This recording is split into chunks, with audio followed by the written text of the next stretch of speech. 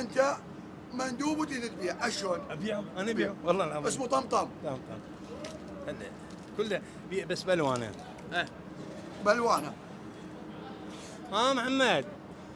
محمد انا هسه بالموصل امانه الله ورسوله راح ما بجاني يقول لي لا بيا مزخلي يجيني ذاك من البضاعه لي لو رزقنا لي هسه انا طمطم جايب لي نوب جديد قبل ما ذاك في دول عينك انا ابو جاني يقول خليه يعدي وانا هسه من اقول له مو خليه يجي ما ابو جاني ويلقى البضاعه كلها موجوده هنا انا في دول عينك انا ما اعرف الولد بس قايل لي انا الموجود يا مو مسوي لنا الاعلان والملتمين علينا الولد هنا امانه الله ورسوله انا ذاك يوم جيت دياله هم نفس الشيء بيسوي لنا هذا دعايه وراح لي هناك ابع الولد وزد يدق على التليفون وجيت يمه راح تجي يلا. هذا الاحمر عمو جمعه اقول له عليه طمطم.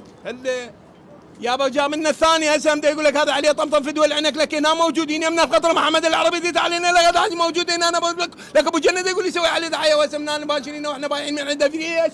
راح تجي لو ما تجي يلا. هذا فستق عبيده ماكو منه طمطم عمو جمعه. هذا النوب نوع الثاني في دول عينك محمد تعال شوف لنا طمطم هذا عبيده هنا نزل العبيد جايب لنا اياها ابو جنة يقول هنا ذابه بالمطعم ودري يبيع عين لك ملتمين الناس كلها ياخذون عنده في دول عينك لو تلحق لو ما تلحق على عيني. حب شمس عمو جمعه هم طمطم. وهذا النوب ابو جنة يقول حب الشمس حب عيني شمس لعد احنا هناك ما موجود عندنا بدياله هنا موجود بالموصل والولد يقول يبيع من عنده خاطر الله تعال هنا في دول خاطر الله لك شنو انت هي انا موجود الخاطر الله انا حب عين الشمس يلا مو ما شو اسمه عمو؟ حب عين الشمس شو اسمه؟ طمطم. شو اسمه؟ طمطم. شو اسمه؟ طمطم. طمطم. الجي ممكن سؤال بهذه المكالمه مالك بيش قدرت تبيع مثل هذه البضاعه؟